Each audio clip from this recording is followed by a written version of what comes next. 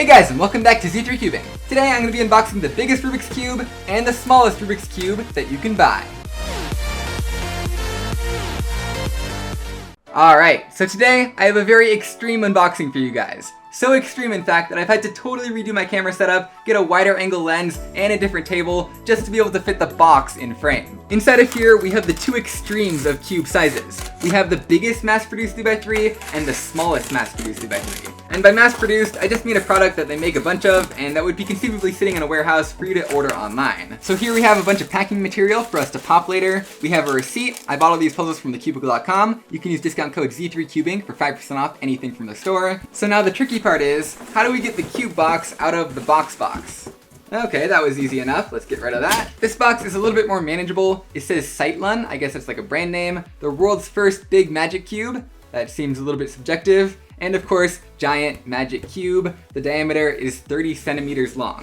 That's one way of saying it. But before we check out this incredible puzzle, oh my gosh, that's massive. Let's first have a look at this incredibly tiny puzzle. This is the Cube Lab 1 centimeter 3x3. This packaging is a little bit more subdued. It just says smallest cube and ages 12 plus. You don't want those 11-year-olds choking on it. So we just pull on a little pull tab and then the cube just drops out like that. And I'm starting to realize that this massive frame maybe isn't the best for showing you this tiny cube. So let me see if I can focus in a little bit. All right, this is about as close as I could get. This is the tiny 1 centimeter Rubik's Cube. For reference, a standard size Rubik's Cube is 5.7 centimeters, so you could fit over 100 of these inside of here. In comparison, the previous smallest mass-produced 3x3 was the Mario Nano Cube at 1.5 centimeters. This cube was $8, the same price as this one, also $8, but you had to assemble it and put on the stickers yourself, so this one is obviously a better deal. Now, if you just want to go smallest size period and venture outside the realm of mass-produced puzzles, you can get a 3D printed one that's a little bit smaller. This one is essentially the smallest Rubik's Cube ever made at just 5.7 millimeters,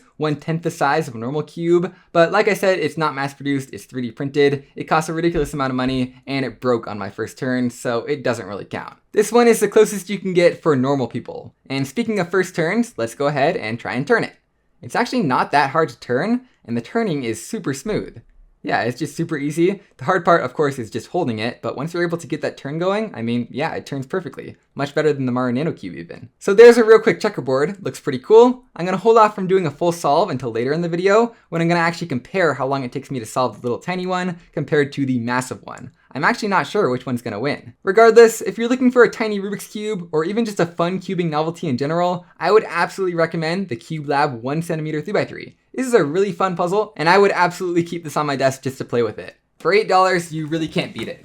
Now let's get zoomed out again. There we go, that's a little better. Now I think it's time to move on to cube number 2. We've seen the 1 centimeter cube, now it's time for the 30 centimeter cube. It's just hard to wrap your mind around a cube being 30 times bigger than another cube in each dimension. Anyway, it kind of just breaks your brain looking at this puzzle, even just from the top of the box. Like, this is just so much bigger than any other Rubik's Cube I have ever seen before. It just doesn't even make sense. Oh my gosh. It's just so ridiculous. Like, even just looking at a single cubie, like that is bigger than any twisty puzzle you're ever gonna come across. In fact, this is my highest order and most expensive puzzle, the 13x13, and it's literally the exact same size as a single cubie of this massive 3x3. You could fit 27 13x13s inside this single 3x3 Rubik's Cube. As another comparison, this has been my biggest 3x3 for many years at 18 centimeters, which is a little over half of this one, like not quite 2 cubies, as you can see. I'm actually wondering if these were made by the same company because the design just looks super similar, the way that the pieces are curved and everything. One thing that's not so similar though is the price. This thing is like $30 something, not so bad, whereas this thing is $99. And I imagine a big chunk of that is just the shipping from China to the cubicle and then from the cubicle to my house, just because of how massive this thing is. Anyway, speaking of massive, let's go ahead and see how difficult it is to turn a cube that is this massive. My first impressions is that maybe I have to sort of hold it up against my body, hold it with one hand in the back, and then turn it with my other hand. And yeah, that seems to work. What if I can switch hands? Yep, there we go. There's 2 layers. That actually isn't so bad. Yeah, I guess you can kind of hold it away from your body while turning it, but it is difficult. You kind of have to balance it on one hand while turning with the other hand. It's probably easier to just set it down on the table. Yeah, there we go. And then just turn it like that. Yeah, that's a lot faster. But yeah, there is our first checkerboard pattern.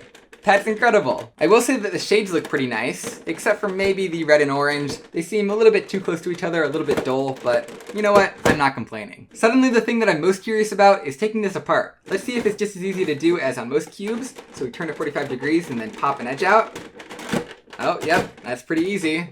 And there we go. And I can say this looks almost identical to the pieces on this cube right here, which I've also taken apart. So I would bet they were made by the same factory. Yeah, that looks very familiar on the inside. Here's a quick little peek into the mechanism. Pretty cool down there. Lots of empty space, as you'd expect. Oh, and once again, look at this. One edge piece, one 13 by 13. You can barely tell the difference in terms of size. In fact, yeah, that fits in there perfectly. Anyway, I think that's enough messing around with this cube. So what I'm gonna do now is scramble it up along with the little mini cube and then do a fun little race to see which one of these I can solve the fastest. So let's get scrambling. There we go. Now that both cubes are nice and scrambled up, what I'm gonna do is actually move over to the side, and to see whether I can solve the big cube or the little cube the fastest, I'm actually gonna invite myself on up to come and compete against me. Hello. All right, you ready? Yep. 3, 2, 1, and go.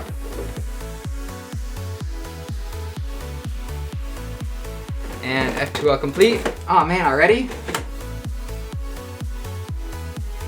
And there we go, finished. I win. Oh, come on.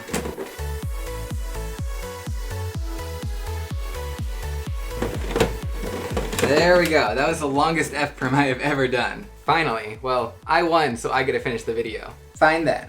Alright, so that was a really fun challenge. I hope you guys enjoyed that quick little segment. There was actually a bigger difference between the two cubes than I expected. From the start, I kind of thought that both of them would be equally awkward to turn, that and that. But I think on the smaller cube, it's just the transitions that are a lot quicker. Like, even though turning a side is tricky, rotating the cube to the next side you want to turn is super quick, whereas rotating to the next side you want to turn on this one is super awkward as well. And yeah, I bet even with some practice, it would probably still take about double the amount of time to solve this cube compared to this one.